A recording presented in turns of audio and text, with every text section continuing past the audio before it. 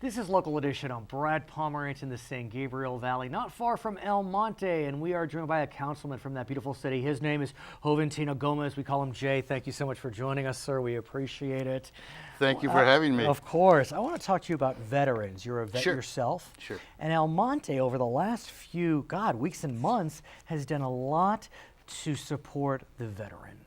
Let's talk about, let's start with the statue. I kind of like that. Tell us about the new statue. You know, the new statue, it's a combat soldier on one knee, looking at his comrade who's in a grave with a M16 in the ground, the combat helmet, the combat boots.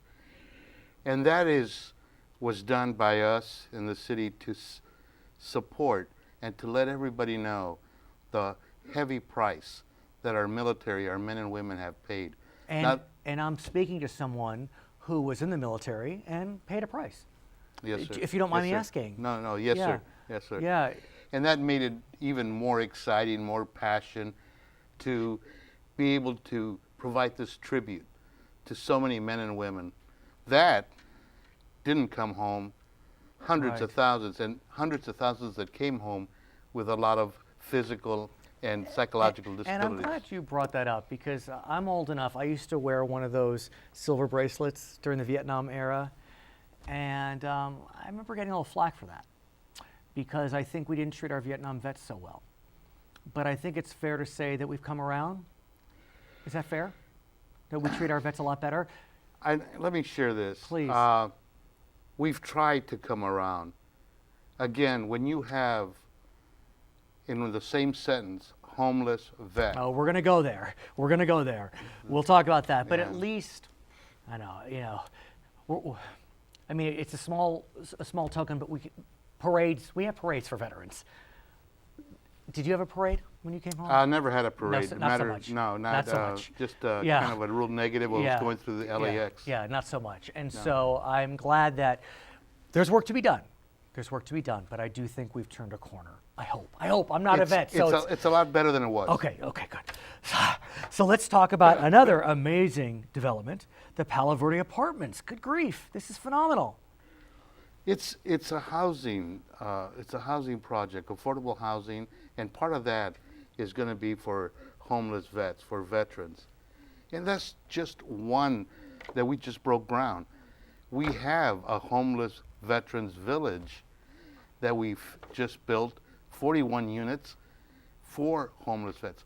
Some of the residents of that complex are veterans, homeless veterans that were living underneath a 605 for terrible. 10, 15 years. There is some good news about homeless vets, though. While we continue to face a homeless crisis, in LA County, homeless veterans numbers are dropping. Still too much. One is too much. But in 2015, we had almost 4,500. In 2016, we had 3,000. It looks like it was even dropping more by the end of the year, closer to 2,700. That's 2,700 too many, but progress. We're working towards that, and that's great. It's really a real positive. The VA is doing a lot better. Right. More organizations are involved. Government is really taking a strong look and doing something about it. What does it mean to you as a vet and as a leader in El Monte, a councilman, that your city is standing up for vets, both symbolically with the statue, both literally with the apartments? I mean, that's got to be touching. For me, it's an excitement. You just can't tell and emphasize enough when a city, no NIMBYism, when you hear the word homeless, and we're supporting our men and women in the city, in the San Gabriel Valley. It's just phenomenal. It's a blessing. I don't know if El Monte recently hired some veterans to be police officers, but I do know you have 5 new police officers. Hopefully there are some vets, because vets can be pretty good police officers. But tell us about your 5 new police officers. Oh, we have 5 new police officers. Any vets, do you know? We have veterans police officers that served in the military. We have police officers in El Monte that are currently serving in the military. Yeah. It is they're on leave. They're on leave, yeah. You know, they go back and serve. Sure. or they get deployed. God, I hope Got they it. don't, but No, I got it. they- I got it. Yeah.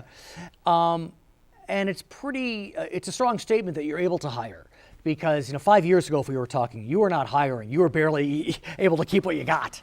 we got beat up in the Mm-hmm. San Gabriel Valley and in the state when we got the redevelopment dollars taken away Right. and all this money. And you were on the edge of the Inland Empire with the recession and housing foreclosures. And the city of El Monte was ready to drown. Oh, And we just barely kept our head above water. We fought, and it's a new day. so what does it mean that you're able to hire those 5 additional officers? I mean, you have 110 now, it looks like.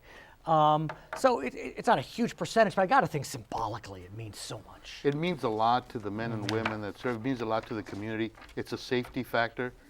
The city of El Monte cannot have any development, better schools, more families moving in if the city's not safe.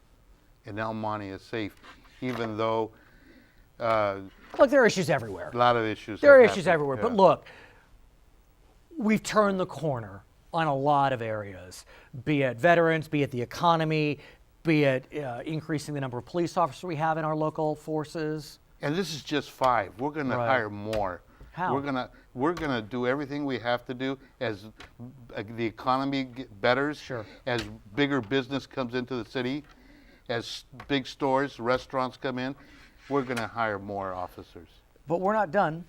El Monte is, I guess, sponsoring or at least housing the 2nd annual Autism Resource Conference coming up on April 29th. And the man in front of me is the chair. Let me put up this flyer if I can. There you Carmenita, go. here's the flyer. April 29th. Can you see it, Carmen? I think that's pretty cool. Why is this important to you? It's a blessing. You know, back in my days when I was younger, if you didn't catch on right away, and Yeah. if they ask you, Right. did you hear what I said? Yeah. Or why didn't you do your assignment? Or why did you get a D or an F? Oh, you're just dumb. Right. What was happening is some of these children have autistic Right. handicaps, disabilities. Right. They're on the spectrum. And now, what are we doing? I said, we need to do a conference. We need to have speakers, invite all our families. And what we know is that early intervention is critical, and that in many communities of color, we don't see that intervention early. And so I'm so glad to see that El Monte's jumping And on we're this. doing it. And we're Right. doing it. Not only do we have great speakers, we have vendors that come in and provide our community with services, free services that they didn't know anything about. But why are you doing this? You're a busy man. You're involved with veterans issues, city issues generally. Can I It be real touches you. frank? Please. The title of city councilman means nothing to me. It's what I can do with it to better my community. Even when I was a kid growing up in LA, when I was growing up in LA and East LA, it's what you do, how you spend your time, how you volunteer, how you try to make it better for somebody a little bit more than yourself. Because there's always people that need help, need a hand up. They don't need a handout. They need a hand up. And we have so many families in El Monte, the San Gabriel Valley, that have children with autism. And they may not know what services are available. You're a good man. You're a good man. He is Jay Gomez. He's a councilman in the city of El Monte in the San Gabriel Valley. My name is Brad Pomerance. We're in the San Gabriel Valley today, and you're watching us on Local Edition.